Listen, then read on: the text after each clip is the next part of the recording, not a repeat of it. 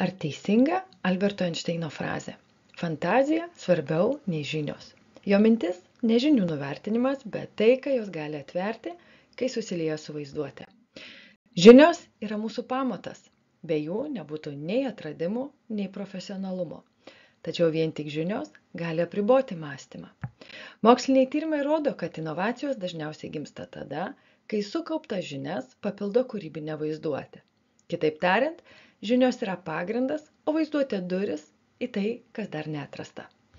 Einšteinas turėjo gilias fizikos žinias, tačiau būtent jo vaizduotė, gebėjimas įsivaizduoti, kas nutiktų, jei važiuotum šviesos spinduliu, leido jam sukurti naujus dėsnius. Kaip ir architektūroje, žinios apie konstrukciją būtinos, tačiau tik vaizduotė leidžia sukurti išskirtinį pastatą. Kas nutiktų, jei leistum savo vaizduotei paklausti, o kas jeigu? Jei tiki, kad inovacijos gimsta iš žinių ir vaizduotės sąjungos, spaus patinka.